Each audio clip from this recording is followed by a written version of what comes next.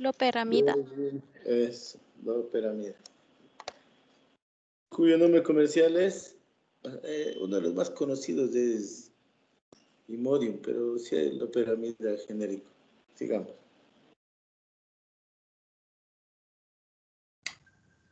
Ya. Aún me faltaba de la otra diapositiva. Ya, con respecto a los efectos adversos, usualmente el común es la depresión respiratoria, en la que se ve una disminución del impulso hipercápnico, que es la estimulación de los centros respiratorios por el aumento del dióxido de carbono. También hay una disminución del volumen respiratorio residual y la frecuencia respiratoria, produciendo así una caída de entre 3 y 4 respiraciones por minuto. También hay debido a esto, igual se ve un cambio a nivel del flujo sanguíneo cerebral, ya que este es sumamente sensible a los niveles de dióxido de carbono, lo que provoca un aumento en la presión intracraneal. Puede haber náuseas, vómito y debido a la liberación de la histamina, como ya les había dicho, puede presentarse también prurito y enrojecimiento. ¿Cómo es que es eso del aumento de la presión intracraneal? A ver, que produzca, a ver, hipoventilación, aumenta el CO2 y aumenta la presión del cráneo, así es la cosa. Pero se ve, por eso en los que tienen presión intracraneal aumentada tienen que estar intubados en ventilación mecánica para que no suceda eso. Porque ahí se usan los opioides a dosis altas para tenerles bien con una analgesia adecuada. Sígueme. Ahora sí, cámbiale, por favor. Ya, bueno, para terminar mi exposición, voy a hablarles acerca de la tolerancia y la dependencia física. Como sabemos, el uso prolongado de los fármacos pueden llegar a producir tolerancia, que es esta disminución del efecto farmacológico inicial por esta administración crónica o a largo plazo. En el caso de los agonistas opioides, la tolerancia se va a dar tanto para el opioide administrado como para otros analgésicos opioides, y se puede explicar principalmente por la regulación a la baja de los receptores opioides, como ya se había explicado en clases pasadas, frente a la presencia aumentada o prolongada de un ligando, lo que produce es la disminución de los receptores. Como ya les había dicho, es cierto, la mayoría de los efectos que provocan estos opioides desarrollan tolerancia, excepto la miosis y el estreñimiento. Y en el caso de la depresión respiratoria, sí se genera tolerancia, pero aún así puede llegar a ser un factor letal a dosis altas de opioides.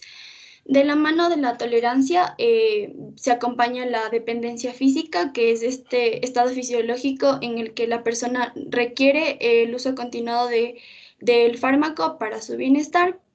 Entonces, aquí lo que va a producir es una neuroadaptación en la que se presenta o se desarrolla un nuevo equilibrio entre la neurona y su ambiente, en donde la neurona responde menos al fármaco, pero al mismo tiempo requiere de este efecto continuado del fármaco para mantener esta homeostasis. En el caso de que los fármacos se retiren es un fármaco que se administra de forma crónica, se suspenda de forma abrupta, este equilibrio se perturba y produce una hiperexcitabilidad de rebote, lo que genera este síndrome de abstinencia. Ya, gracias. El fentanilo es un agonista opioide sintético de potencia elevada. El fentanilo, incluyendo sus derivados, el sufentanilo,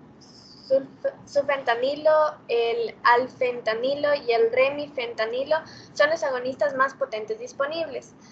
Por su elevada potencia y por su liposolubilidad, tienen diferentes vías de administración, las cuales son la vía parenteral de administración pre- y postquirúrgica, la vía transdérmica como parche cutáneo transdérmico de acción prolongada, que se utiliza en pacientes con dolor crónico o grave, la vía sublingual, la bucal o nasal como aerosoles para el dolor disruptivo.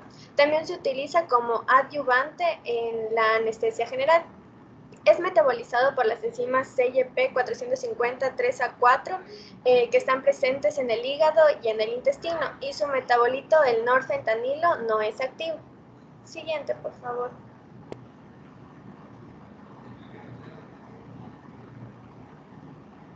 En cuanto a su farmacocinética, la aplicación tópica se absorbe bien en una tasa de 25 miligramos por hora por 10 centímetros cuadrados y su acción dura 72 horas.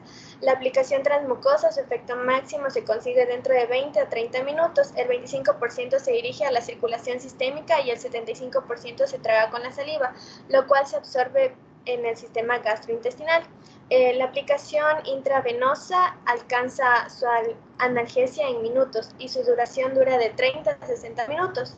La aplicación intramuscular inicia su efecto entre 7 a 15 minutos y su acción dura de 1 a 2 horas.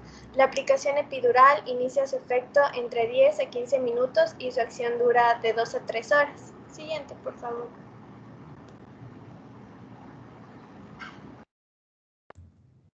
Bueno, como ya se comentó, el mecanismo de acción de los opiáceos se basa prácticamente en dos acciones, que se encuentran tanto a nivel presináptico como postsináptico, donde se va a impedir la liberación de lo que es el ion calcio y se va a aumentar el flujo de lo que es el ion potasio para permitir una hiperpolarización de la membrana neuronal y que por tanto esta se encuentre hiperpolarizada y no pueda tener respuesta a un próximo estímulo y no se libere lo que es el neurotransmisor como es la sustancia P.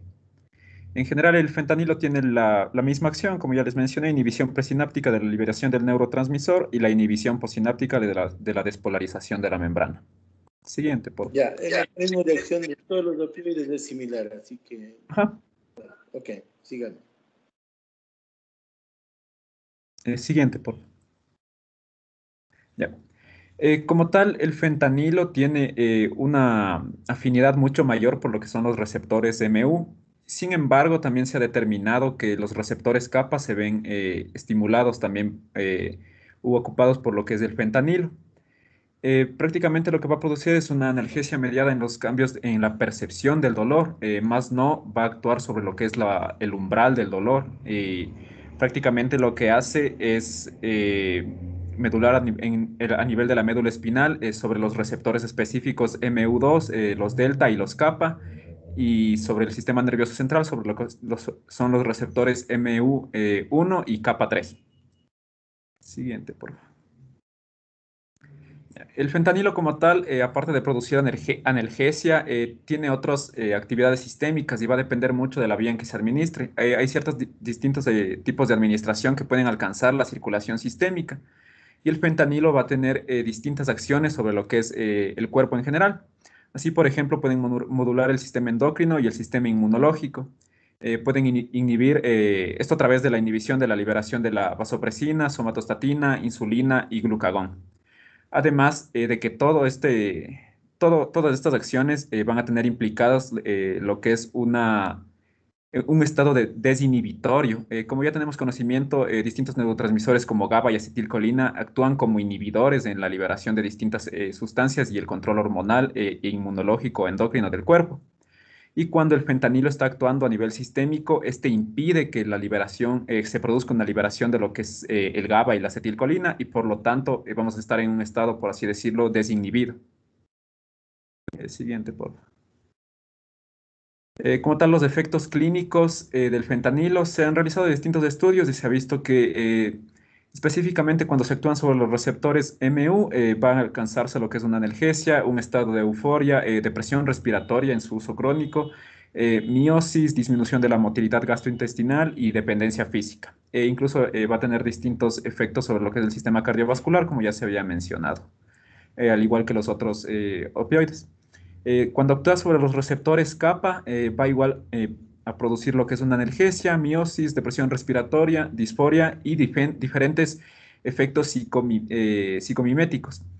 Se ha visto que la afinidad del fentanilo por los receptores kappa también existe y que por lo tanto puede determinar en el paciente distintos sintomatología relacionada con efectos psicóticos como pueden ser la desorientación o la despersonalización. Siguiente, por favor.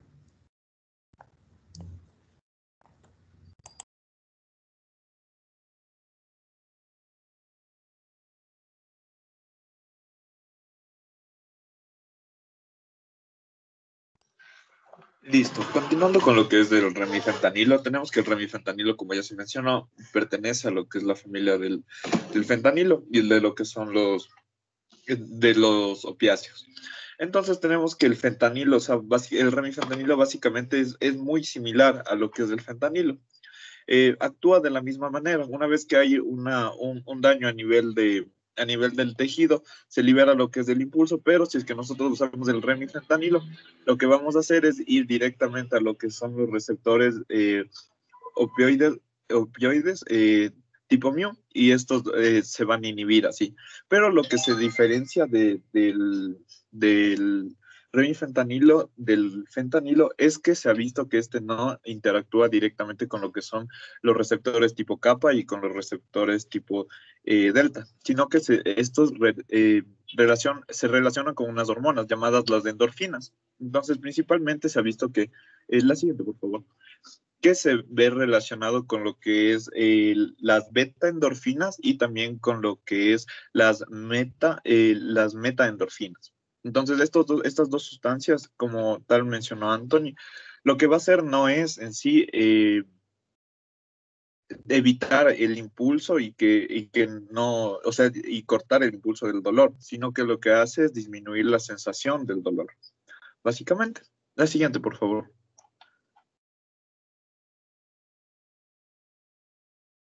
Ya. Entonces, aquí básicamente en el gráfico les muestro que una vez que el remifentanilo ya entra en acción, lo que va a hacer es a través de los canales de calcio, lo que va a inhibir conjuntamente con lo que les dije, las endorfinas, va a inhibir lo que es el proceso de la liberación y de ahí, de esta manera es que se evita lo que es el dolor.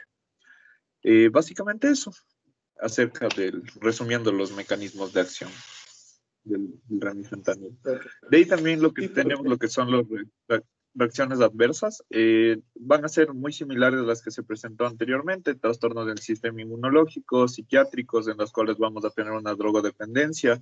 Lo que sería en el sistema nervioso, lo más frecuente puede ser una rigidez musculoesquelética. Los trastornos cardíacos a veces producen bradicardia. En lo que son los vasculares, lo más frecuente que vamos a poder presentar es por una hipertensión ya. Y postoperatoria. cierto, lo que acabas de mencionar, hay un efecto adverso que no es frecuente, pero es grave. Mm, Puede producirse una cosa que se llama tórax leñoso con el fentanilo.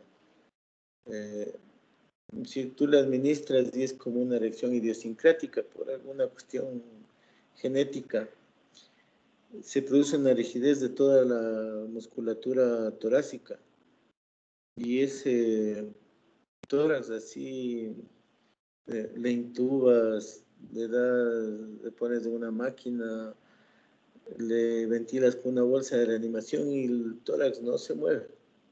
Es grave. Van a buscar la próxima a ver por qué se produce el tórax leñoso, cuál sería la explicación. ¿Sí? Sigamos. Listo. A ver, está claro, ya, los mecanismos de acción ya están claros, los efectos adversos son los mismos. Lo que les pedía es cuál es la diferencia entre el REMI y el FENTA, y las diferencias son farmacocinéticas. ¿Cuáles? Básicamente no sería lo que trabaja, o sea, distinto a nivel de los receptores. Por ejemplo, en el anterior se mencionaba los receptores kappa y los delta, sumado a lo que son los tipo mu. Pero en cambio en este caso sería con las beta endorfinas y las endomorfinas, que son lo que Y ocupa bueno, básicamente. los receptores MIO tienen diferentes tipos, los unos que producen sedación, euforia, los dos están implicados en la depresión respiratoria, entonces comparten lo mismo, pero tienen una ventaja farmacocinética, es lo que quería que El remifentanilo se metaboliza más rápido. Es decir, acabas la infusión Ya, doctor. y la recuperación es más rápida. Eso tiene ciertas ventajas, por eso se prefiere hacer. Porque, bueno, sigue nomás ya, pero así que quede claro, el remifentanilo se metaboliza más rápido. Entonces eso evita un poco de efectos adversos en la emergencia de la anestesia, por ejemplo. Ya, sigamos. Ya, lo siguiente, por favor.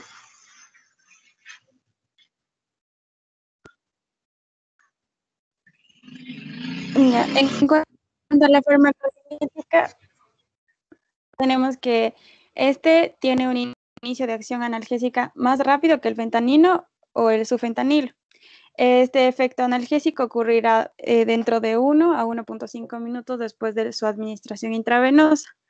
La depresión respiratoria máxima será después de una dosis de 5 minutos y después de una administración continua de 3 a 5 horas de este fármaco se va a recuperar, se va a observar una recuperación de la función respiratoria dentro de 3 a 5 minutos y una recuperación completa de todos los efectos del fármaco en 15 minutos.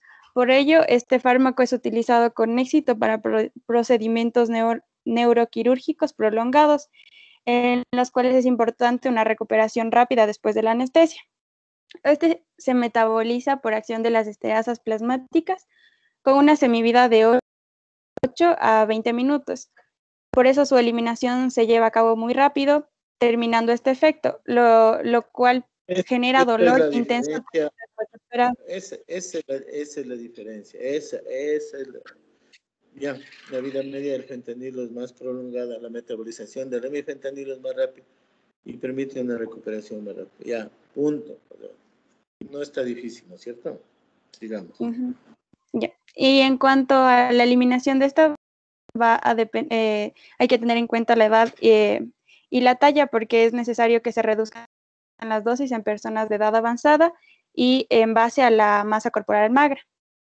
Y el principal metabolito es el ácido remifentanílico, que tiene del 0.05 al 0.025% de potencia del original y se excreta por vía renal. Cámbiale. Síguele nomás. Ya.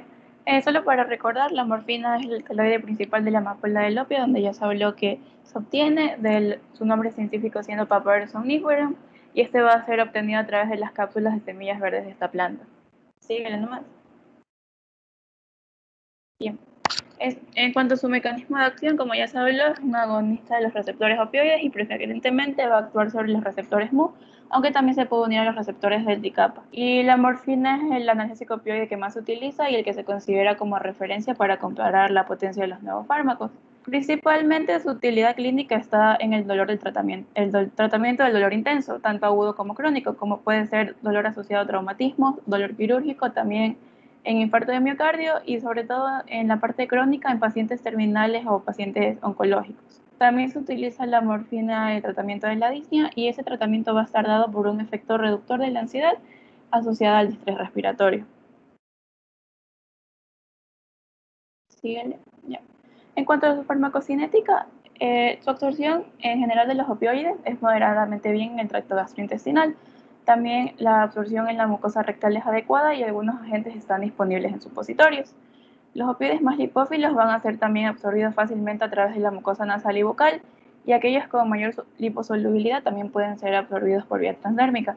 Sin embargo, la morfina se prefiere en una administración parenteral debido a que tiene un metabolismo de primer paso bastante considerable, y si esto se da por vía oral va a tener solo una biodisponibilidad del 25%. Síguele. Bueno, es lo que les decía sobre la biodisponibilidad. Una vez en la morfina va a estar unida a la proteínas en 1/3 y también su vida media va a ser de 3 horas. Sin embargo, la morfina en sí misma no va a persistir en los tejidos y 24 horas después de la última dosis las concentraciones hísticas van a ser muy bajas. La principal vía para su metabolismo es la conjugación con ácido glucurónido y este va a tener dos metabolitos. Si ven, es la morfina 3-glucurónido y la morfina 6-glucurónido. Ahora, ¿por qué se encuentra subrayado la morfina 6-glucuronidasa? Este metabolito sí va a ser activo y va a ser incluso aún más activo que la morfina, teniendo una vida media incluso más larga, lo que va a contribuir significativamente a la eficacia analgésica de la morfina. Pásale. Principalmente la morfina va a ser excretada en la orina de forma conjugada en forma del metabolito morfina 3-glucurónido y el 90% de su excreción va a estar dado en el primer día. Sin embargo, va a haber una pequeña circulación enterohepática, lo que va a hacer que aún se encuentre ciertas cantidades de morfina en la orina y en las heces en los días posteriores.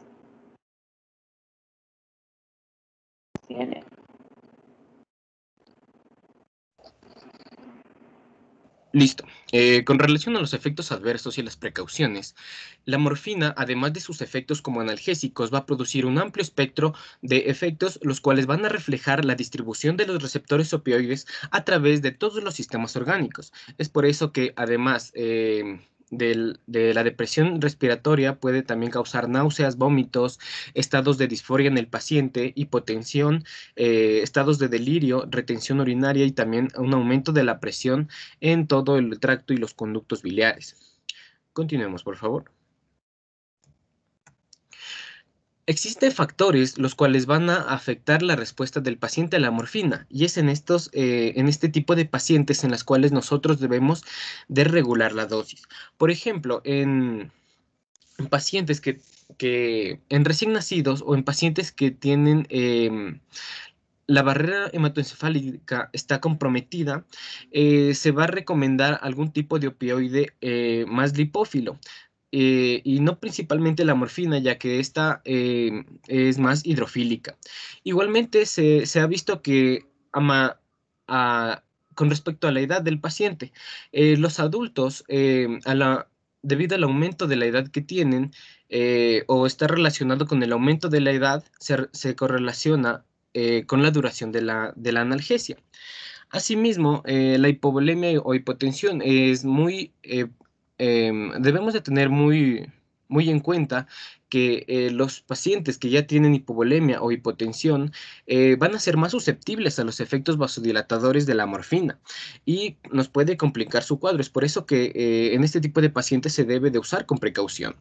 Asimismo, como el estado de dolor en pacientes que tienen un dolor intenso o muy alto, estos pacientes pueden tolerar con gran facilidad dosis más altas de morfina. Sin embargo, conforme va descendiendo este tipo de dolor, nosotros también debemos de ir regulando la dosis que le damos al paciente, debido a que estos pacientes pueden caer en una sedación o en una depresión respiratoria. Continuemos, por favor. Hay que tener precaución con los pacientes que tengan EPOC, porque el centro respiratorio está acoplado a otro sistema. Ellos responden diferente, pero sí pueden ser que se depriman más en los grupos de edad, en los extremos de edad. Ha habido casos de que, sí creo que les comenté, alguien le dio un jarabe de codeína a un niño y llegó con depresión respiratoria al hospital. Felizmente no se ventiló a tiempo. ¿Qué más? Algo así rápido. Ya sabemos, todos pueden ya sabemos cómo pueden elevar la presión intracraneal. Algo específico. A ver, lo que hay que tomar en cuenta son las diferencias, no lo común. Lo común es, sino las diferencias específicas de cada fármaco. Es lo que hay que tomar en cuenta. Porque metabolismo similar, ¿qué más? Algo específico de esta morfina. Así. Que puede ser específico con respecto a la morfina es que tiene una alta tendencia a la caución, a la liberación de histaminas. Es por eso que la morfina se debe de usar con mucho cuidado en pacientes que tienen asma o tienen una alta probabilidad de desarrollar cualquier tipo de respuesta alérgica. Asimismo, puede desarrollar cualquier tipo de efecto alérgico, como son las erupciones o la urticaria en cualquier tipo de pacientes.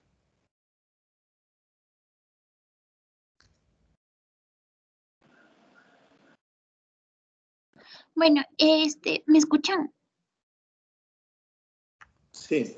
Sí, ya, listo. Para finalizar, les voy a hablar sobre la dependencia y la adicción, que son dos, contraindicaciones, son dos problemas que trae el uso crónico. Una pregunta, Genes, antes de que Sí, doc. continúe. Ahora, la pregunta es, y esto ya les mencioné alguna vez, ¿cuál tiene más riesgo de provocar depresión respiratoria, digamos que están a dosis equivalentes, entre la morfina y el fentanilo? Sí está claro, ¿no? ¿Cuál? ¿Y por Entre qué? la morfina y el fentanilo, doc. Sí, está clarito, ajá.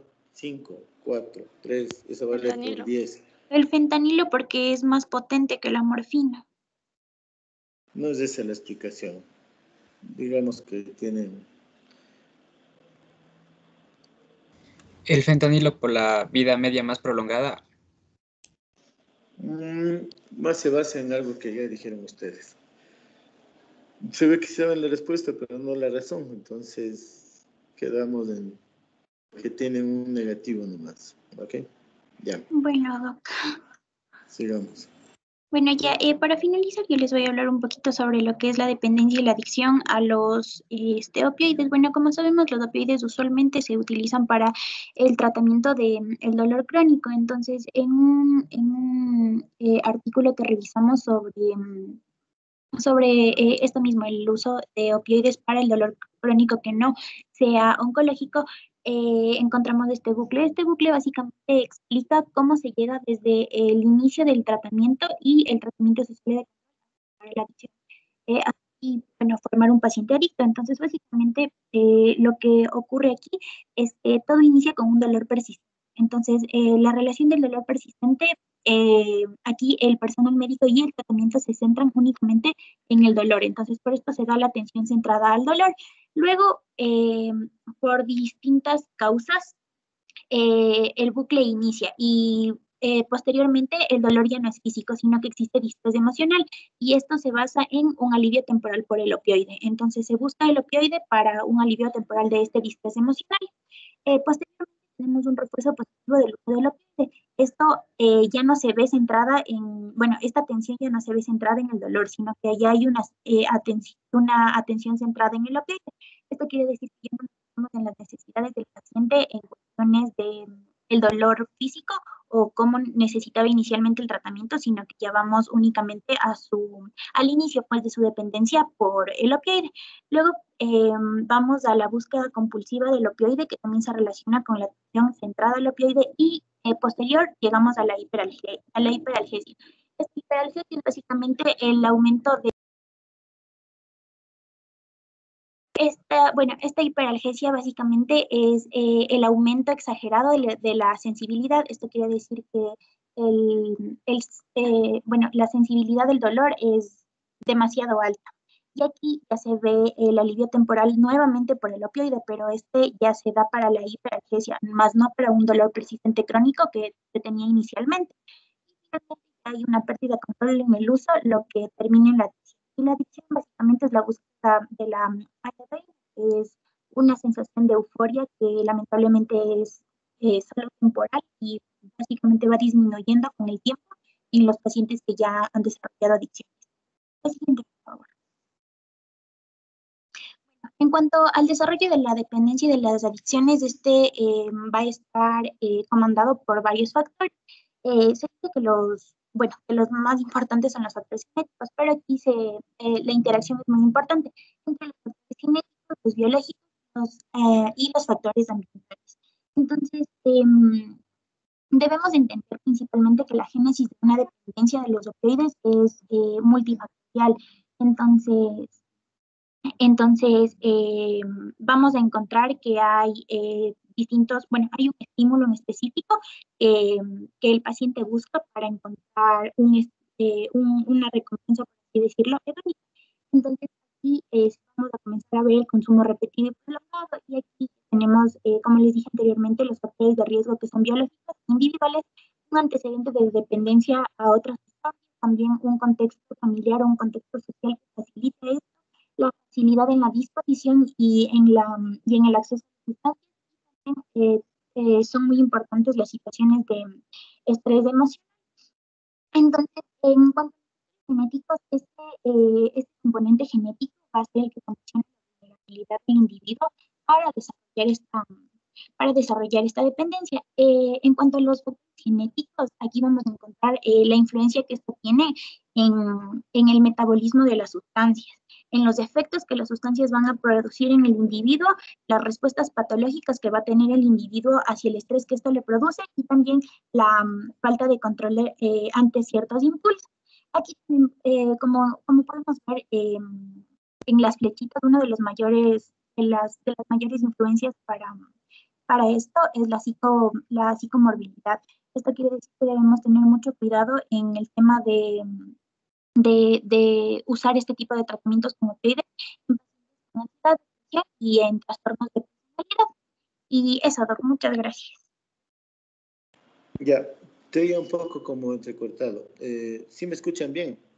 Sí, Doc, sí lo escucho. ¿Usted me escucha muy bien? Permíteme compartir la pantalla entonces. Sí, Doc, ya puede compartir. A ver.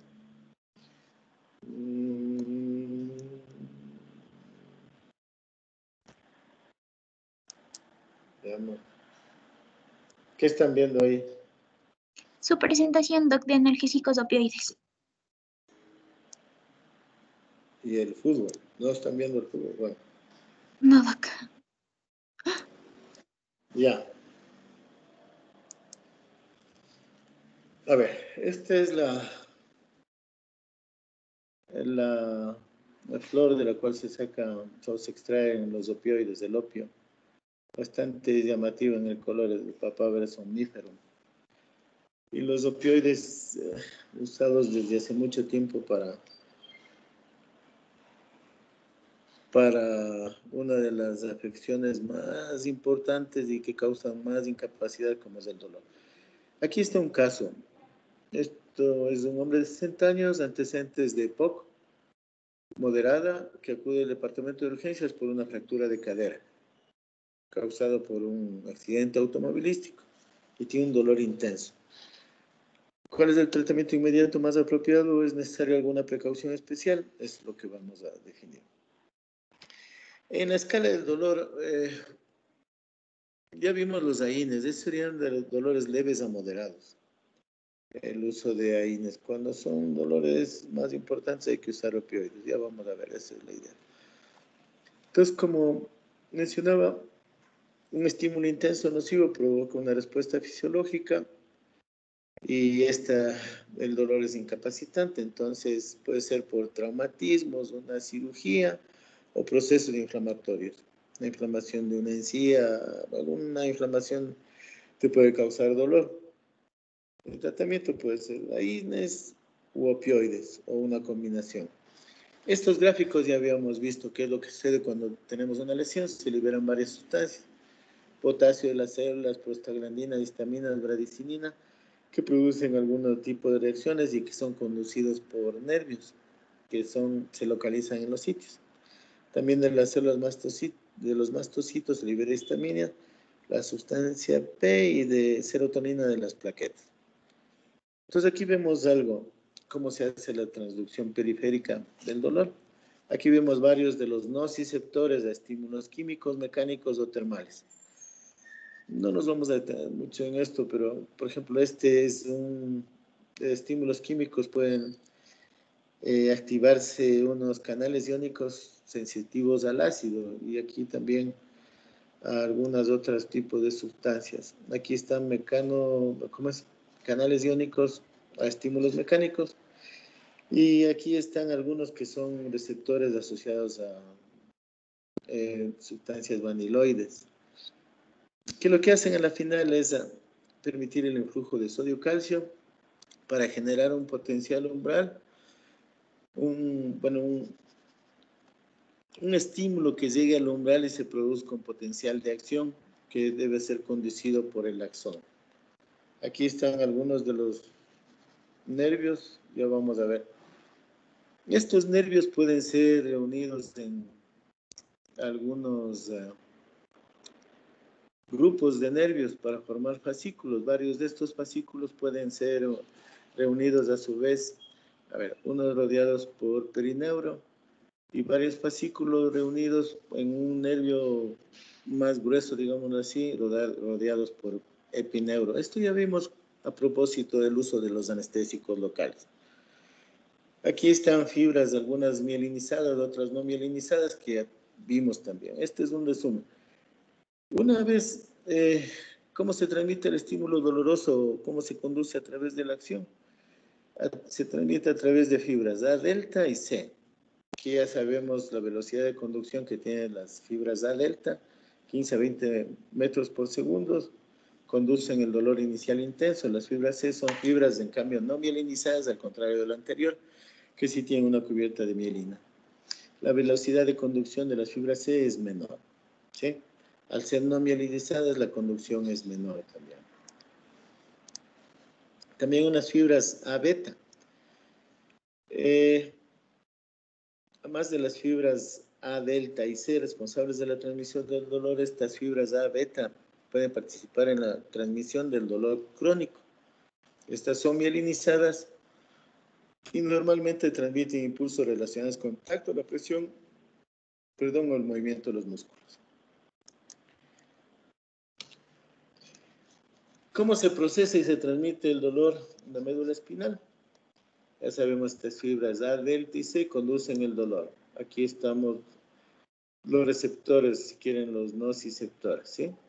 Y llegan a la médula espinal hasta el asta dorsal de la médula, ¿sí? Esta es la primera neurona. En la médula espinal se produce la transmisión de la información a la segunda neurona, ¿ok? Que es la que encargada de llevar este estímulo doloroso hasta el tálamo. Ya hemos visto algunas de las cuestiones. Esta segunda neurona se intercursa para conducir el dolor por el haz espinotalámico lateral o de Gowers. O sea. Estos estímulos dolorosos se transmiten aquí a las segundas neuronas de la médula espinal. Aquí siempre hay una unión o sinapsis donde se puede modular el estímulo doloroso. Es decir, se puede influir sobre él y modificar. ¿Ok? Pero ustedes saben que no es necesario que se concientice el dolor o que llegue hasta la corteza, porque hay ese reflejo de huida. Cuando nos quemamos el dedo, por ejemplo, no vamos a estar esperando que tengamos conciencia del dolor para retirar el dedo, sino los axones de las segundas neuronas que cruzan al otro lado también hacen conexión con vías motoras eferentes, ¿sí? Que inducen este reflejo de huida, es decir, retiramos inmediatamente el dedo que está quemándose, ¿sí? ¿Ok? Se activan también circuitos de reflejos que ya hemos visto que provocan vasoconstricción, que es esencial para el cese de hemorragias, por ejemplo, cuando es causado por una herida. Veamos, entonces estamos en la transmisión. Digamos que esta es la primera neurona, la fibra C aferente. Si ven cómo se liberan esta sustancia P y glutamato en la sinapsis, para que sea transmitido estas sustancias y estimulen receptores.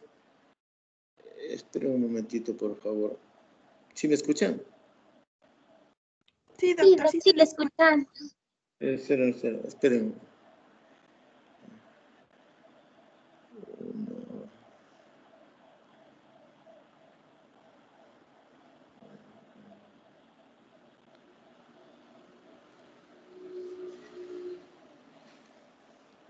Ya. Ok. A ver, entonces estamos claros. Aquí la primera neurona, aquí está la segunda neurona. Las sustancias que son liberadas, ya estamos en el asta dorsal de la médula, ¿sí? ¿Ok? Y esta es la segunda neurona. Sí está claro. Este estímulo doloroso induce la liberación de neurotransmisores excitatorios. ¿Ok? Entonces, a nivel postsináptico, estos neurotransmisores se unen también a receptores específicos opioides e inducen un potencial de acción que provoca o induce la transmisión del dolor. Pero como ya vimos, también están conectados. Si estamos sufriendo una quemadura en un dedo, no vamos a esperar que se conduzca el dolor hasta la corteza, sino ya podrá estimularse vías eferentes para producir el reflejo de huida o de retirada rápido del miembro que está siendo afectado. ¿Está claro? Entonces, aquí se une a esta neurona o tracto de Bowers. Entonces, ¿cómo se procesa ya el dolor en el cerebro? Veamos. Aquí nos vamos a saltar un poco. Estamos en la primera, la segunda neurona, el tálamo. ¿Y qué pasa? ¿Cómo se procesa el dolor al cerebro? La formación reticular afecta a la conciencia. El dolor leve aumenta la concentración. El dolor intenso puede producir hasta pérdida de conciencia. En el bulbo raquídeo se estimula el centro respiratorio y cardiovascular. Nos ponemos taquicnéicos y taquicárdicos. En el tálamo es la estación de relevo, ya sabemos que es la estación de relevo, donde se distribuyen las señales de diversas áreas del cerebro, incluida la corteza. Y en el hipotálamo y la hipófisis también se liberan ciertas sustancias de respuesta endocrina y hormonal y algunas endorfinas también. El sistema límbico, en cambio, regula el umbral del dolor y la corteza es la que permite que percibamos el dolor. Y aquí está lo que les he mencionado. Vean ustedes, si eventualmente o accidentalmente acercamos nuestra mano a una llama, aquí está la primera neurona que llega hasta el asta dorsal y aquí se va a estimular ciertos estímulos diferentes que permiten retirar rápidamente la mano. Pero va a continuar hacia la segunda neurona, se liberan los neurotransmisores, sustancia P, glutamato aquí, continúa con la segunda neurona hasta el tálamo y después del tálamo la tercera neurona. ¿Ok? Aquí están, vean lo que está señalado. Aquí está la primera neurona y aquí está la sinapsis con la segunda neurona, el entrecruzamiento y por las espinotalámico o la neurona de Bowers, mencionan algunos, va la segunda neurona hasta el tálamo. Pero ¿qué sucede? Como habíamos visto, si el dolor es así intenso, no necesariamente intenso, pero sí se puede conectar a ciertas vías diferentes para provocar el retiro de la mano. En el lado derecho de la diapositiva vemos otra vez esto. Aquí están los nociceptores, la primera neurona hasta el asta dorsal, la sinapsis con la segunda neurona, el entrecruzamiento, y por el haz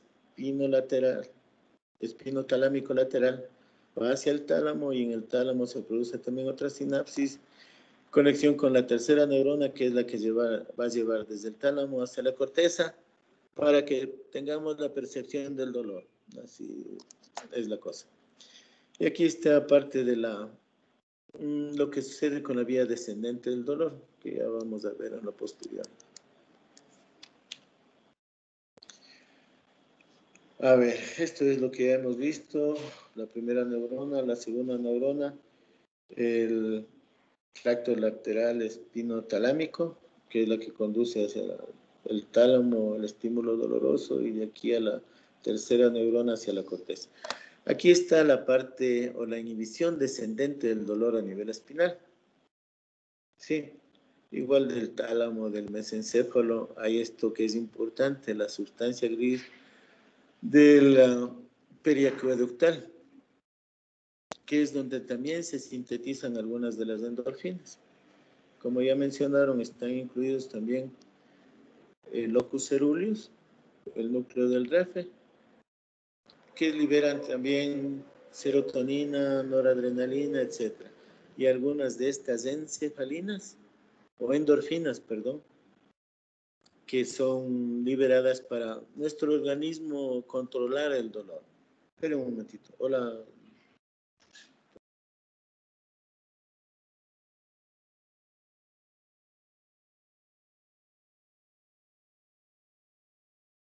Esperen un momento, por favor. ¿Pueden esperarme unos 10 minutos? Sí, Doc, no se preocupe. Ya. Ok.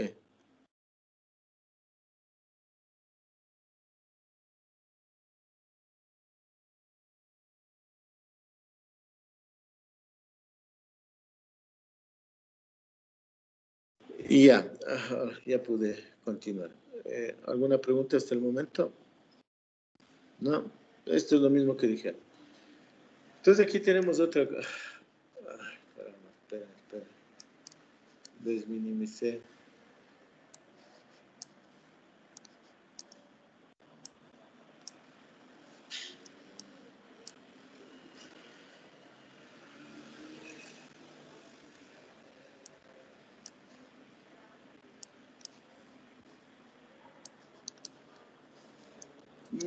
Bueno, aquí tenemos otra vez la primera neurona. Esta es la segunda neurona. ¿Y qué es importante resaltar aquí? Las endorfinas liberadas lo que hacen es inhibir la liberación de estos neurotransmisores excitatorios y estabilizan la membrana neuronal, tanto a nivel pre como postsináptico. Esperen un ratito, les tengo a ustedes en la pantalla y no puedo verles. Por alguna cuestión se me abrió toda la pantalla. Ya.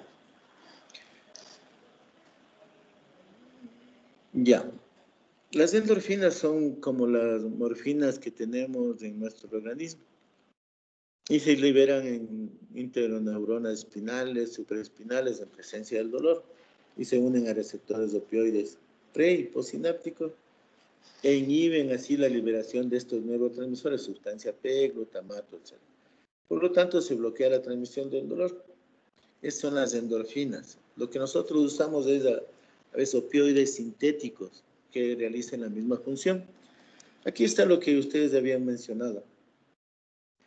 La familia de los opioides es la familia de las encefalinas, las endorfinas y también unas denominadas dinorfinas. Aquí está el precursor de las encefalinas, la proencefalina, de las endorfinas, la propiomelanocortina y de las dinorfinas, la prodinorfina. Aquí está donde actúan ampliamente, por ejemplo, las encefalinas están en el sistema nervioso central y también en el sustancia gris periacueductal que les había mencionado. Las beta-endorfinas están en el hipotálamo, por ejemplo, y también en la pituitaria. Entonces, ¿dónde actúan los fármacos que nosotros conocemos como opioides sintéticos? Actúan en dos sitios. Aquí está otra vez. Si tenemos un trauma, podemos evitar la transmisión del dolor usando anestésicos locales. Perdón, me trabé. O drogas antiinflamatorias, ¿no es cierto? Pero ya si el dolor es muy intenso, podemos usar opioides o anestésicos locales colocados en la médula también, ¿sí? Los opioides van a actuar tanto a este nivel medular como en el sistema nervioso central. Y aquí están los tipos de receptores. Hay receptores mu les llaman algunos, pero mu suena mejor, o mu, los kappa y los delta. ¿Cuál es el ligando endógeno de las sustancias que nosotros liberamos en nuestro organismo? De las mu, las beta endorfinas, de las kappa, las dinorfinas y las delta, las encefalinas. ¿Cuál es el efecto? Todos un efecto analgésico. Pero los mu, especialmente, tienen varios tipos, 1, 2. Los de tipo 2 son los implicados en la depresión respiratoria que pueden provocar. ¿Sí? También puede dar euforia, estreñimiento, sedación. Y también pueden dar uno de los efectos adversos más comunes con algunos opioides que no necesariamente son los agonistas totales o los más potentes es, mareo, cefalea, náusea y vómito. Entonces eso vamos a ver después. Pero sí está claro, todos tienen efecto analgésico. Estos pueden producir depresión respiratoria, especialmente los de tipo 2 y los delta también depresión respiratoria. Pero estos también son los principales a ser estimulados para provocar la analgesia. A ver. Ya. Aquí tenemos algunos receptores y sus ligandos también. Aquí está una nomenclatura de esta Unión Internacional de Farmacología Básica y Clínica, que les denomina así: receptor mu o MOP, receptor kappa o COP, y receptor delta o DOP. Y aquí está la nomenclatura que usaban previamente. Esto ya hemos hablado cuáles son los ligandos endógenos y los exógenos. Aquí están los sintéticos, los que se produce el hombre para provocar el mismo efecto. Entonces aquí está la morfina, buprenorfina, codeína, fentanil, entre los más utilizados, fentanil, remifentanil también. Pentasocina ya casi no se utiliza mucho porque el fentanil y remifentanil, la morfina y la buprenorfina son más utilizadas. La codeína ya vamos a ver cómo puede utilizarse. Aquí está una clasificación de los analgésicos opioides. Ya sabemos, agonistas puros que actúan sobre receptores MU. Aquí están los alcaloides del opio, entre esos la morfina, la codeína y la heroína. Unos que son sintéticos como el propoxifeno, un buen analgésico intramuscular especialmente, ya ha caído un poco, bueno, sí hay hasta por vía oral, es potente, el fentanilo. Otros que son opioides de acción mixta o parciales. ¿Por qué son de acción mixta? Porque pueden actuar como agonistas parciales o como agonistas y antagonistas. Agonistas sobre un receptor y antagonistas sobre otro. Los agonistas parciales, por ejemplo, la buprenorfina, que es un buen analgésico. Algunos lo utilizan incluso en infusión continua todavía. No tiene así una ventaja excepcional. Dependerá de la experticia de algunos. Unos pueden ser, como les mencionaba, agonistas sobre un receptor, por ejemplo, que activan receptores kappa e inactivan los mu, el caso de la pentasocina y la nalorfina. Y otros que son antagonistas puros, como la naloxona, en casos de intoxicaciones. Si se sospecha una intoxicación por opioides, este es el fármaco a utilizar. ¿Qué vemos aquí en el lado derecho? Algunos que son fuertes agonistas. Veamos, ya están mencionados esto. Vean, otros agonistas de opioides. Aquí está dextrometorfano, que el uso es especialmente como antitusígeno. En tos seca se puede usar el dextrometorfano. Difenoxilato se usa como cuando hay diarreas, al igual que la loperamida que les había mencionado. Este es el nombre comercial. Este difenoxilato también tiene este nombre comercial. No creo que haya en el mercado ya este difenoxilato, pero la loperamida sí. Y aquí está algo muy importante. Ustedes o algún familiar de ustedes ha de haber usado estos opioides, el tramadol. Cuando salió esta sustancia, hace ya varios años, más de una decena de años, fue utilizada con mucha liberalidad. Tanta liberalidad que hasta los pediatras lo usaron, pero ahora parece un poco, a no ser que sea un dolor extremo y no pueda usar otro tipo de sustancias, creo que habrá que tener mucha precaución con el tramadol. Para mencionarles solo esto, que todas las características de los opioides, en la mayor, ¿qué efecto adverso les causa a la mayor parte de los pacientes? Mareo, náusea. Por eso muchos se resisten a usarlos. Y dependiendo de la edad también, por supuesto que las personas de edad avanzada van a ser susceptibles. Y hay que tener precaución. Si alguna persona, a ver, algo les mencioné ya cuando veíamos, a ver, espérate, buprenorfina, nalbuphina, pentasocina, naloxona, ya. Yo les mencioné algo sobre las personas cuando hablábamos de crisis convulsivas, ¿no es cierto? ¿Qué medicamento no deberías utilizar si un paciente tiene antecedentes de crisis convulsiva? ¿Aló? ¿Aló? Sí, Doc, están pensando los chicos, creo. ¿Están pensando? 5, 4, 3, 2, No, Doc, 1, 0. un ratito más, por favor. No, nada, ese vale 2. No, Doc, El por tramadol, favor. 2 y 2, 4. El tramador, les dije, verán, tendrán precaución. Si es que alguien tiene convulsiones, por más dolor que tenga, no usarán tramador, podrán usar cualquier otro, pero podrías desencadenar crisis. Cuando hablamos de convulsiones, ¿se acuerdan que les dije? Aquí están algunos de los fármacos que podrían ocasionar convulsiones, ¿o no se acuerdan? A ver, prendan las cámaras porque ya ni les veo, capaz que ya están dormidos. ¿Aló? Vamos a ver. Prendan las cámaras, ¿sí me escuchan? Sí, Doc, sí están encendidas A ver, las cámaras. prendan las cámaras. Ya les Chicos, voy a... prendan las cámaras, por poner favor. lista por esto. Hola. Si están visibles, por supuesto, si no, no. A ver. ¿Y ahora dónde estaba yo? A ver, les veo. Espérate.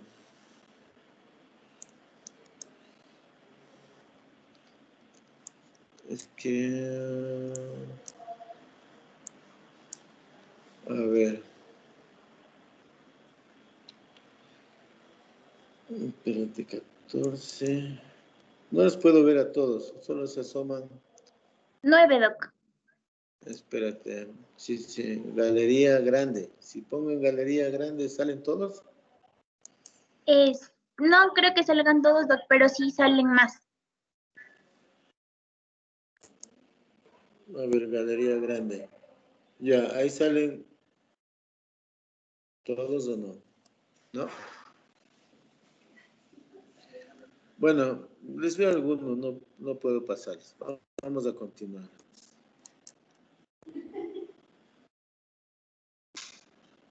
¿Están viendo mi pantalla?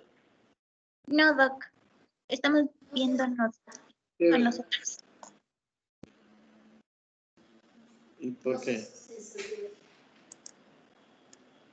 Porque ya déjame compartir la pantalla. Sí, Doc, sí puede compartir. Ya, ¿ahí están viendo? Sí, ahorita ya estamos viendo, Doc. Ya, espérate, déjame, ya. A ver, entonces ya sabemos la morfina es un agonista natural. ¿Qué más? Se puede usar para todo tipo de dolores agudos o crónicos. ¿Qué más es importante? El mecanismo de acción, pero a ver, el gráfico que está en Brenner no es muy explicativo, sí. Verán, aquí está la primera neurona, si quieren. Sí está claro de la primera, segunda y tercera neurona, ¿no es cierto? ¿Sí? Ya. Sí. Entonces, la primera neurona, ¿qué sucede? Al nosotros administrar opioides o las mismas endorfinas, ¿qué van a hacer? Esta es la primera neurona, esta es la neurona presináptica. Van a actuar sobre los receptores mu, delta y kappa. ¿Qué van a hacer aquí en la neurona presináptica? Disminuyen el influjo de calcio y por lo tanto van a disminuir la liberación del transmisor, sustancia P o glutamato. ¿Sí? ¿Se acuerdan que hablamos, el influjo de calcio es importante cuando hablamos de la sinapsis? ¿Se acuerdan que les indiqué las proteínas, las SNARE? Y sí se acuerdan que debe ingresar el calcio para que se favorezca la adhesión de las vesículas a la membrana presináptica para que permita la liberación de los neurotransmisores. Eso sucede en todo lado. Entonces, si disminuye el influjo de calcio acá, se va a inhibir la liberación de neurotransmisores. ¿Y qué sucede también? Al actuar sobre receptores postsinápticos, ya estamos en la segunda neurona, ¿sí? Quieren el haz espinolatámico lateral o la neurona de Gowers. Aquí, ¿qué va a pasar? Van a abrirse los canales de potasio y van a salir los canales de potasio. ¿Y qué va a pasar? Una hiperpolarización. Y por lo tanto no se va a transmitir el estímulo doloroso. Esto es tal vez más demostrativo de lo que les acabo de mencionar. Aquí están los estímulos para estimular los nociceptores. Estamos en la primera neurona, ¿no es cierto? Aquí está la sinapsis con la segunda neurona. Vean, en la parte inferior también está algo similar. Aquí está el estímulo doloroso activando los receptores. ¿Ya? Entonces, se conduce el dolor por la primera neurona hasta este sitio, que está asignado con el 2. Entonces, ¿qué sucede aquí? O se liberan endorfinas o nosotros hemos administrado opioides endógenamente. Estos opioides van a bloquear los receptores MU, ¿sí? Los receptores MU representados aquí. Y como ya vimos el mecanismo de acción, son receptores acoplados a proteínas G. ¿De qué tipo? Proteínas G, Alfa inhibitorias. proteínas GI, porque inhiben, disminuyen los niveles de AMP cíclico. Y lo que hacen es bloquear los canales de calcio. Entonces no va a ingresar calcio que permita que se adocen las vesículas que contienen los neurotransmisores a la membrana presináptica y por lo tanto no se van a liberar estos neurotransmisores. Entonces no se libera glutamato, mencionada aquí en color azul, o sustancia P en color amarillo, ¿ya? Pero no solo actúan a nivel presináptico, si quieren, o de la primera neurona, sino también a nivel postsináptico. Aquí están receptores MU, opioides MU. ¿Y qué van a hacer aquí? Como son receptores acoplados a proteínas GI, también van a permitir que se abra un canal de potasio y como el potasio es un catión, sale al exterior. ¿Y qué va a pasar con esta neurona postsináptica o la segunda neurona? Se va a hiperpolarizar, ¿sí? Y por lo tanto no va a conducir el dolor, por más que estos neurotransmisores se unan a los receptores AMPA o NMDA, en el caso del glutamato. ¿Sí? Sí está claro. Primera neurona, segunda neurona. Aquí. Primera neurona está aquí, segunda neurona. Entre cruzamiento o decrustación, si quieren, hasta el lado espino talámico lateral. ¿Sí está claro? ¿Sí? Sí, Doc. Ya. Sí. Pero ahí esto es lo mismo. Entonces ya no vamos. Aquí está, esta es la neurona sensorial primaria. ¿Sí? Aquí están los canales de calcio. Aquí está el agonista MU, el receptor metabotrópico, que lo que hacen es bloquear estos canales de calcio, evitan que el calcio permita la adhesión de las vesículas presinápticas y por lo tanto no se liberan estos neuropéptidos. ¿Ya? Y aquí el mismo receptor, el mismo agente exógeno o endorfinas por modulación descendente van a estimular estos receptores opioides de tipo mu. ¿Y qué van a hacer? Van a permitir la apertura del canal de potasio, que salga el potasio, provoca hiperpolarización postsináptica y por lo tanto no va a permitir que se conduzca o se genere un potencial de acción que sea conducido hacia los centros superiores. ¿Está claro? Ya, lo mismo. Y esto es lo mismo.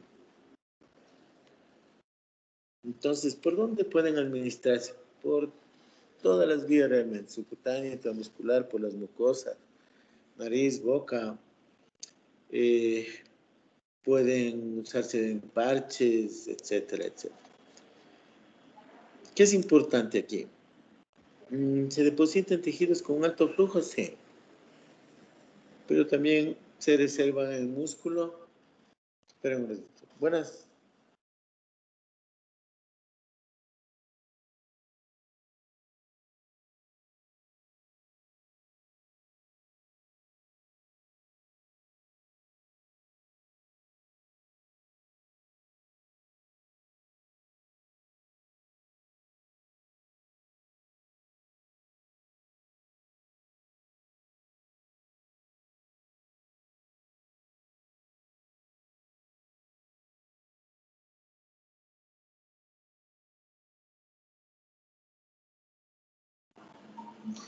A ver, entonces, tiene un reservorio, ¿se acuerdan? Los compartimentos, ¿no es cierto? Cuando vimos la farmacocinética, ¿se acuerdan los compartimentos? Entonces, hay un reservorio músculo y tejido graso. Entonces, podrían liberarse de ahí, del compartimento periférico superficial al central y provocar que no es que si han recibido unas personas o unos pacientes durante largo tiempo, no es que, y está en infusión continua, no es que detienes esa infusión continua y a los 30 minutos se va a perder el efecto, sino podrían liberarse de este compartimento hacia el central. Atraviesan la placenta, por eso podrían provocar depresión respiratoria en el neonato o en el feto. Ya hemos hablado de tolerancia, quiralidad molecular. No sé por qué les puse esto, pero ¿qué es quiralidad? Creo que algunas de estas sustancias tienen ese efecto de quiralidad molecular, que es como cuando pones la mano frente a un espejo, es una imagen especular de una sustancia química, pero que no puede superponerse la una a la otra. Algunos de los opioides me parece que tienen esta característica. No me pregunten qué más, porque no me acuerdo por qué les puse esto aquí. Bueno, pero esa es quiralidad. Es una imagen especular de una sustancia, pero que no puede superponerse. Y que tienen algunas características farmacocinéticas diferentes, esa era la cosa. Y pueden darles algunas características a los opioides o algunas otras sustancias. ¿Qué vemos aquí? Veamos algunos parámetros farmacocinéticos específicos, pero no tenemos ninguno relevante. A ver, ya hemos visto esto. Que hay por todas las vías, puede ser oral, transcutánea, parenteral, intravenosa, también epidural o intrarraquídea, provocan una analgesia muy especial, muy importante. La codeína, la potencia es mucho menor que la morfina. Dime. No, ¿Alguien? ¿Ah? no, se me activó el micrófono, disculpe. Oh, yeah. A ver, puede ser combinado, por ejemplo, no sé los nombres comerciales, pero pueden combinarse con AINES, como el paracetamol más codeína, para potenciar los efectos analgésicos. También puede utilizarse como antitusígeno, ya les dije, dextrometorfano, o la misma codeína puede ser utilizado como antitusígeno. Especialmente en los niños hay que tener precaución con las dosis porque podrían provocarle la depresión respiratoria, como les comenté. ¿A qué se debe su efecto analgésico? Que sufren una transformación hepática en morfina. Es una buena idea si el dolor es importante combinar esta codeína con algunos AINES o el mismo paracetamol. ¿Qué más? Y aquí vemos algunos agonistas sintéticos. Ya hemos hablado del fentanilo, el remifentanilo, que son los más utilizados. Este no se utiliza mucho ya. El fentanilo, se menciona que es 100 veces más potente que la morfina. Y la semivida es similar, como de 30 minutos aproximadamente. A ver, incluso hay en parches vía transdérmica, y ya sabemos del remifentanilo, la ventaja que tiene es su metabolización más rápido y una emergencia más rápida después de un procedimiento quirúrgico.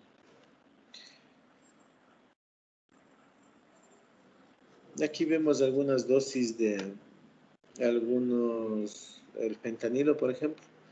Vean ustedes, mucho depende de la concentración. Si solo tenemos 2 microgramos por kilo, por ejemplo, puede haber una analgesia inadecuada. Hay que llegar todos tenemos un umbral de dolor diferente, pero hay que obtener unos niveles de analgésicos adecuados sin que puedan provocar depresión respiratoria. Estos pacientes, si van a recibir fentanilo, deben estar monitorizados de forma cercana. Y este remifentanilo, metabolismo y eliminación muy rápida, hemos dicho esto. Ya. A ver, ¿qué ventajas tiene? Mejora el control hemodinámico intraoperatorio. Tarda menos tiempo en despertar el paciente y hay una menor incidencia de desarrollar depresión respiratoria durante la recuperación. ¿Qué desventaja? Puede haber hipotensión y bradicardia intraoperatoria. Es más costoso y se disipa rápido el efecto analgésico. A ver, si un paciente está hipovolémico, es más fácil que hasta poniéndole tramadol en forma rápida podría provocarse hipotensión. Hay que tener precaución con este tipo de sustancias. ¿Qué es lo que utilizan los anestesiólogos? Una combinación de remifentanilo y propofol. No, Ultiva me parece que es el nombre comercial. En casi todos los procedimientos usan esta combinación. Petidina ya no se usa mucho. ¿Qué diferencia tiene? Que a diferencia de todos los demás opioides, este puede causar midriasis. Felizmente no se utiliza mucho, es difícil conseguirlo. Y a ver, aquí tenemos el tramadol, poco adictivo, sí puede ocasionar náuseas, mareos y estreñimiento. Hay que tener precaución, especialmente con las personas de edad avanzada. Todos somos diferentes. Bueno, he tenido algunas discusiones con algunos colegas porque no le vas a dar una dosis de un adulto joven a una persona de 88 años. Una dosis, si tienes un dolor muy importante, una dosis como de 100 miligramos cada 8 horas. Otros usan en infusión continua los 300 miligramos. Pues tiene 88 años, seguro que te vas a quedar dormido. Y te puede provocar depresión respiratoria, te puede dar náusea, mareo. Entonces hay que individualizar a los pacientes. No hay que tratarlos como una receta para todos. Pero esa es una de las cosas más complicadas que... No digo que discuto cada momento, pero sí he tenido algunos problemas. Ya, ¿qué más? A ver, aquí está un resumen de la farmacodinámica de los opioides. Pueden provocar sedación, euforia, analgesia supraespinal, miosis, supresión de la tos, bradicardia, vasodilatación, hipotensión, náusea y vómito, depresión ventilatoria, especialmente personas de edad avanzada que tengan EPOC, hay que tener precaución. Rigidez muscular, y esto no está mencionado aquí, pero el tórax leñoso. Se retrasa el vaciamiento gástrico, puede haber ilio, constipación, retención urinaria. Si alguien está usando eso y no estás con zona vesical, algunos les tienen dormidos sin zona vesical y se ponen taquicárdicos, sudorosos, inquietos y no saben por qué y les encuentran un globo vesical como de... A ver, ¿qué capacidad tiene la vejiga de líquidos?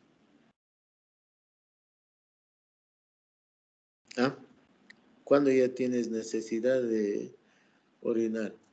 Un promedio, ¿no? No, con 1500 ya te llega casi más allá del ombligo. 500. Medio litro, 500 mililitros. Los 500. Sí, con 300 ya se ve en el eco al menos. Pero 1500 ya te ponen una orina y te provoca hemorragia ex vacuo. 1500 ya te llega más allá del ombligo, más o menos. Ya. ¿Qué más? A ver, efectos adversos. Disminuye el tono simpático, podría provocar hipotensión, vasodilatación por liberación de histamina y por lo tanto hipotensión arterial, bradicardia. Disminuye la respuesta respiratoria al dióxido de carbono y produce apnea, por eso. Pero si es de edad avanzada y tiene POC, con precaución. Tienes que tener todo a mano. bolsa mascarilla, la denominada MU, etc. Y digestivos, como actúan sobre receptores vulvares del tubo digestivo, pueden provocar náuseas, vómito y estreñimiento. Porque retrasa el vaciamiento gástrico, entonces te da náusea y vomitas. Y como no está, como el tránsito intestinal está retrasado, te provoca estreñimiento. Tenemos vesical, retención de orina, sedación, lo que ya hemos visto. ¿Qué es importante? ¿Cómo se produce el efecto del vómito cuando se... Por lo que les he dicho. Y aparte de lo que les he mencionado, que se retrasa el vaciamiento gástrico, dosis terapéuticas de los opioides estimulan los receptores delta-kappa en esta zona trigger quimioreceptora del vómito. Y altas dosis pueden activar, en cambio, inhibir este centro del vómito, medio paradójico, y contrarrestar esta activación del centro, la zona trigger quimioreceptora. Y esto es lo que les mencionaba. ¿Cuál es la explicación de, aquí está, ¿se acuerdan las fases de distribución de las drogas? Aquí está la fase de distribución alfa. ¿Qué es la fase de distribución alfa de las drogas? Aquí está la concentración y el tiempo, una curva de concentración-tiempo. ¿Qué es la fase de distribución alfa? La distribución rápida. Ya, es decir, el paso de ¿qué? ¿De dónde a dónde? Del fármaco.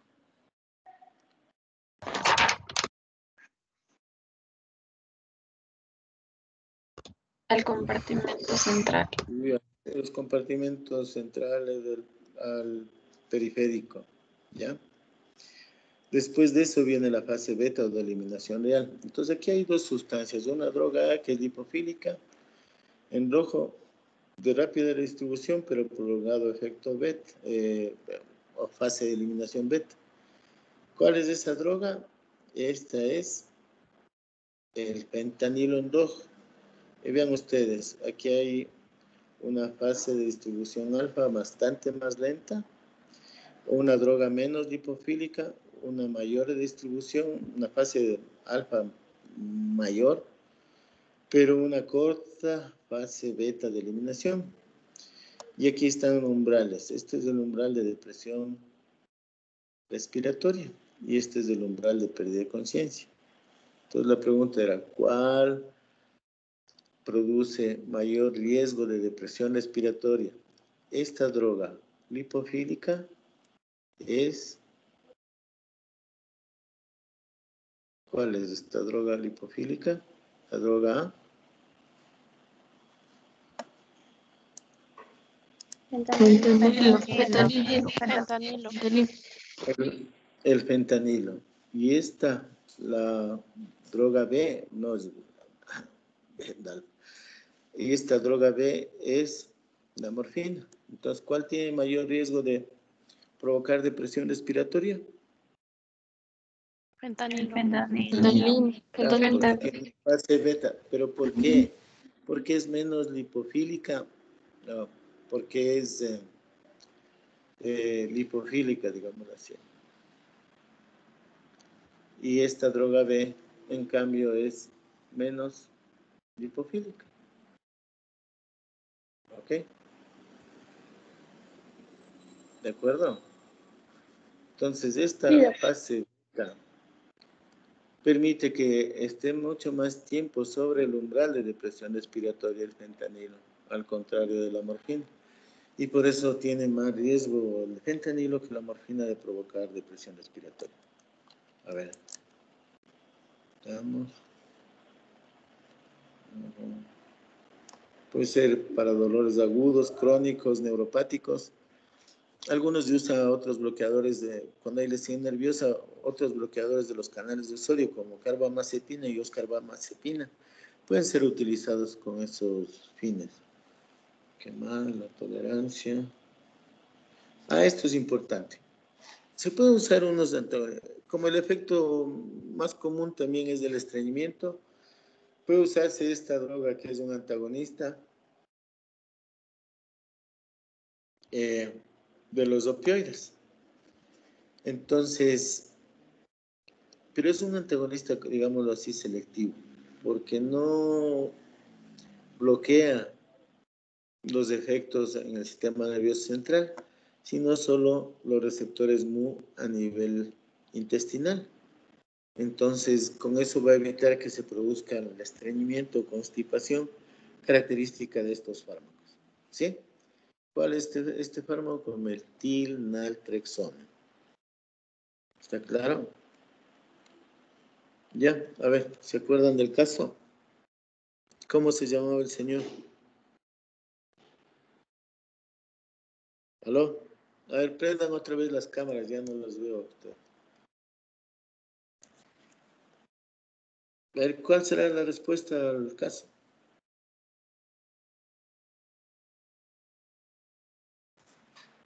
¿Se acuerdan del caso? A ver, hagan un resumen del caso que les presenté al principio. Era un Era un Sí. señor de 60 años que tenía EPOC y tenía un dolor por fractura de cadera por un accidente en automóvil. ¿Ya? Ok, entonces, ¿qué harían?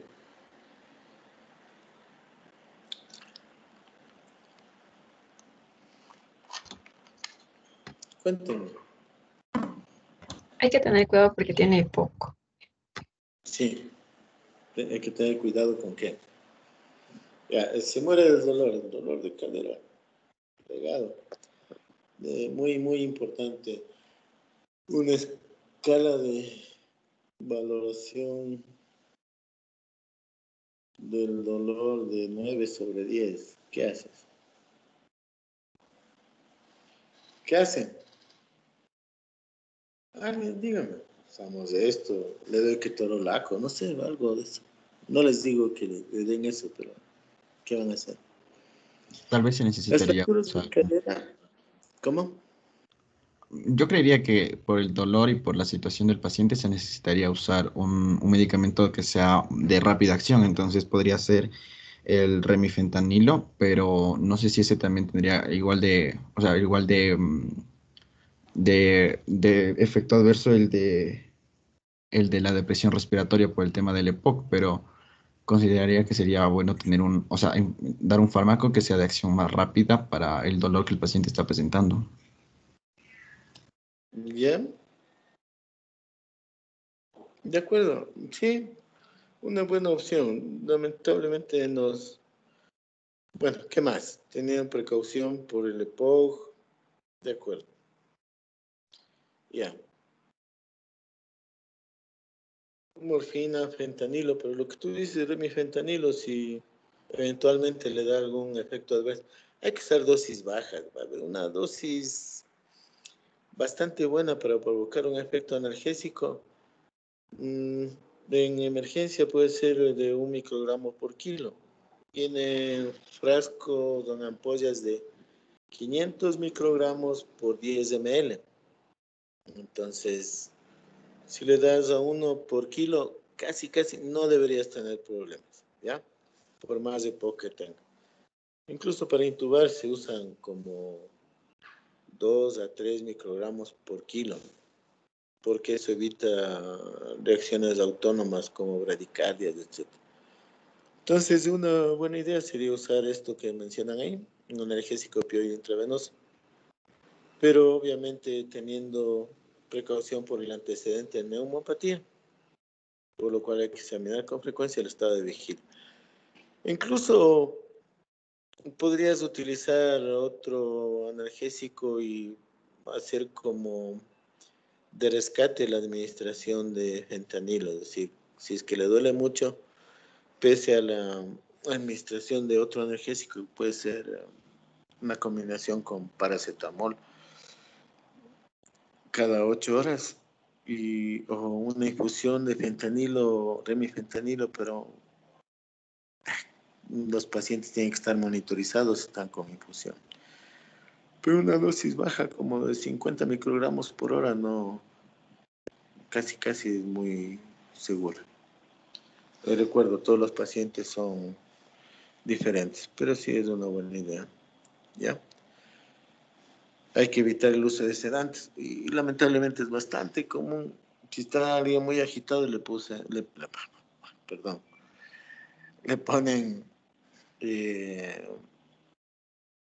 o le administran, perdón, a veces benzodiazepinas. Y si tienes este paciente con EPOC, seguro que te va a deprimir la respiración. ¿Ok?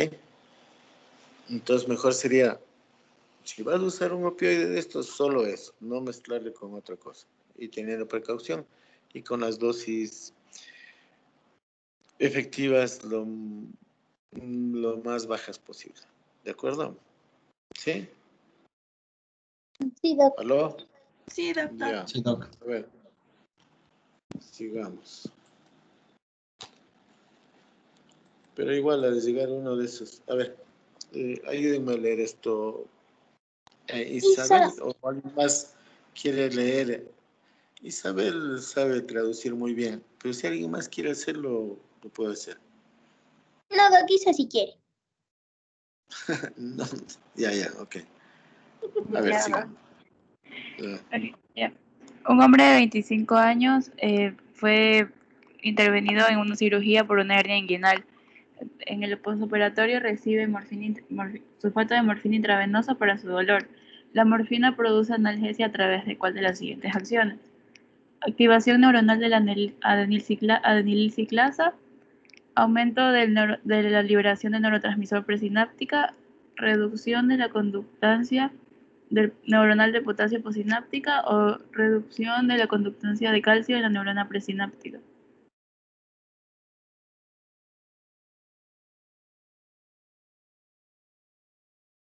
Ya, contesten. Verán que solo este mi semestre es,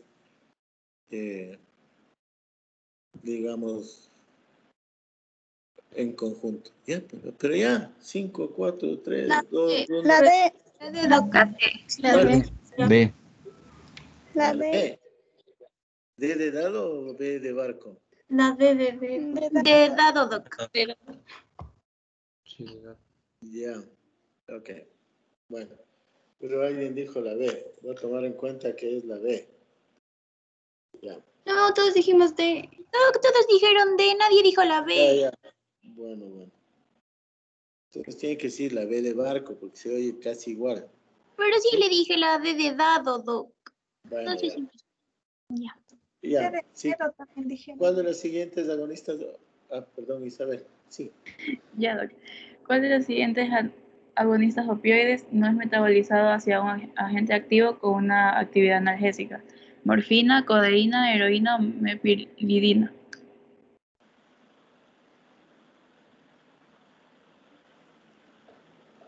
Meperidina. Ya. Bueno, ¿qué más? La prolongación del intervalo QT es un efecto adverso potencialmente fatal asociado con cuál opioide: metadona, hidrocodona, fentanilo o morfina. Parece que sí mencionaron uno de tus compañeros.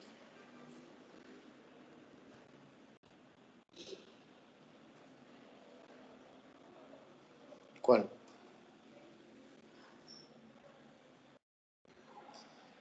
Felizmente ya no se usa mucho. Ajá. Es uno de los que no se usa. Escojan uno, a ver. La D. La A. La D de... La La No, es la metadona. Ya dijeron la D. Es la... No, doc. No, doc, la A. No, doc, la. Ah, dijimos doc. La, doc. La La, doc. Ya. Hijo, a ver. Buenas tardes. Espera. Vamos a pasarnos esto que está muy largo.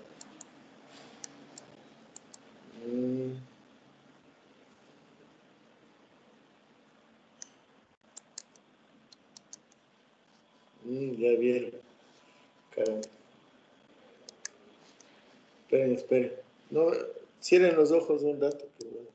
Doc, no está compartiendo la pantalla, no podemos ver. ¿Seguro? A ver. Sí, Doc, seguro. Voy a hacer un cambio. ¿Seguro? Sí, Doc, muy segura, no podemos ver, no está compartiendo.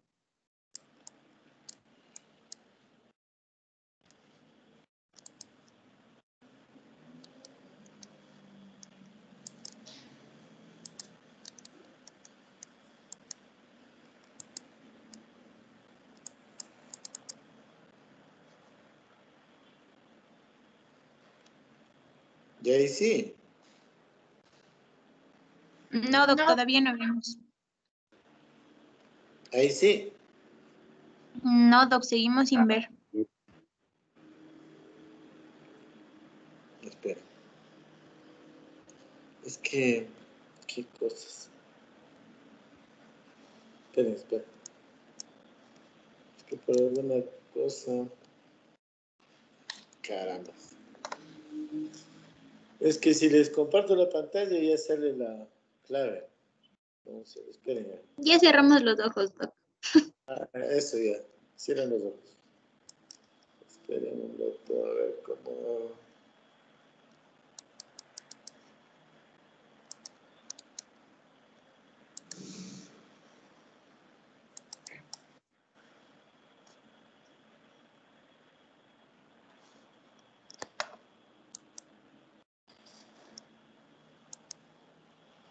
Ya.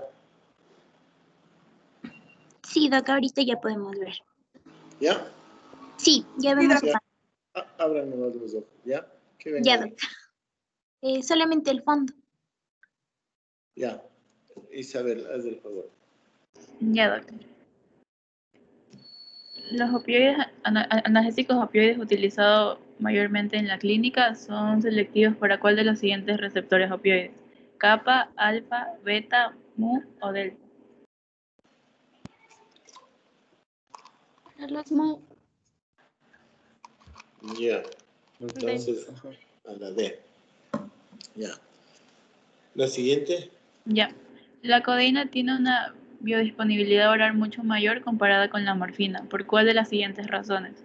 La codeína atraviesa un menor metabolismo de primer paso. La morfina es conjugada más rápidamente. La morfina directamente pasa a la circulación sistémica. La codeína es disponible solo en formulación líquida. O la codeína es metabolizada más por las enzimas hepáticas. La A. ¿Ya? Ya. Nadie se opone. Sigamos. La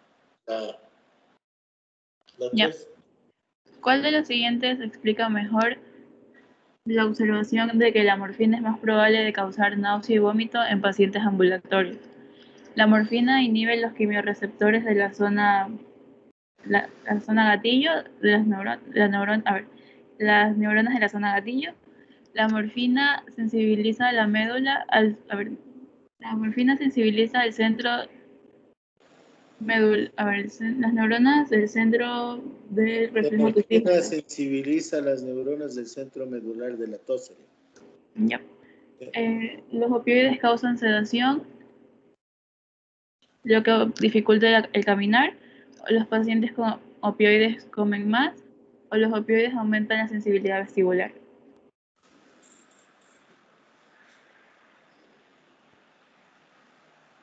Cinco, 4, 3, 2. La E.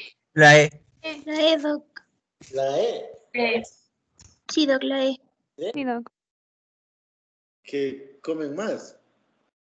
No, Doc, la E de esfero. La E de esfero. Opioides. Sí, Doc. Ya. Bueno, esa vale 2. Pon la E. Ya, sigue. Ya. ¿Cuál de los siguientes opioides es lipofílico que empaquetado en un parche dérmico puede ser utilizado para el dolor crónico? La morfina, la naltrexona, la escopolamina, la metadona o el fentanilo.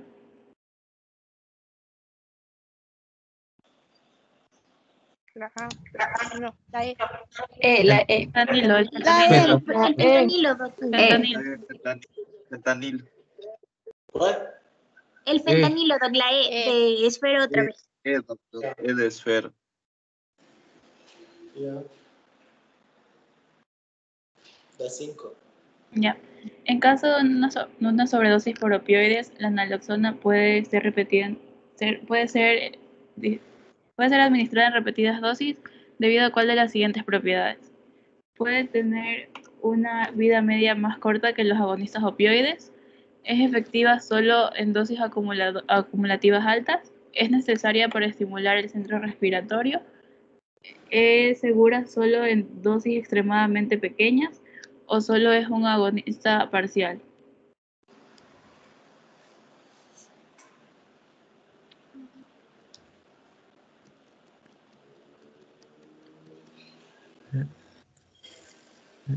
Es la A2, tiene una vida corta. Una vida corta Menor muy... que los agonistas opioides. Ya. Ok. Vamos. Tienes ahí, ¿no? A ver, repíteme las respuestas, Génesis o Adrián. Sí, Doc. Tenemos la 1, la D. Ya. La 2, la A. La 2 tenemos la A. Ya. La 3 tenemos la E. La 4 también tenemos la E. Y la 5 tenemos la A. Ya. A ver. La D, ya. La A, está bien. La 3, ustedes dijeron. Ah, la E, ya. Esa vale por 2, también dijo Doc. ¿Quién dijo eso? Usted, Doc, hace como un minutito. Ya. Bueno.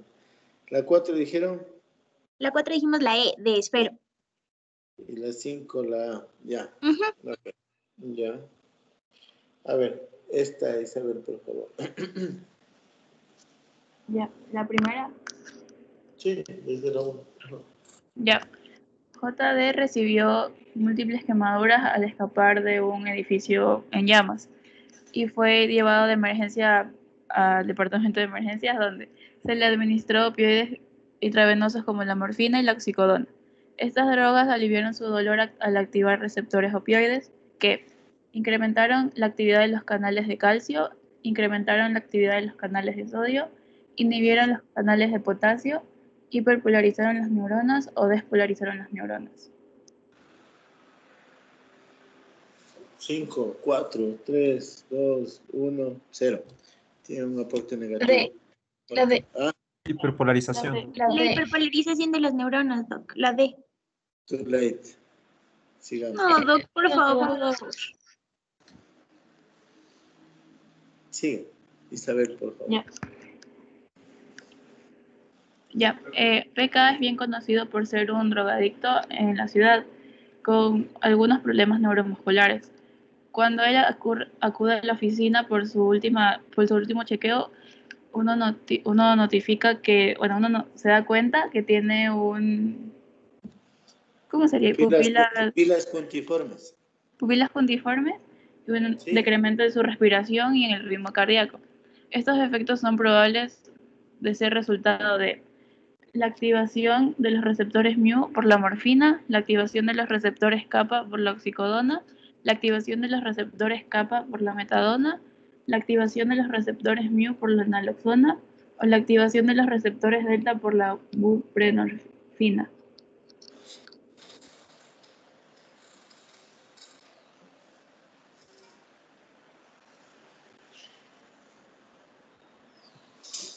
No graben esta parte, ¿cierto? Andrés, ¿cómo? No, me olvidé de decirles.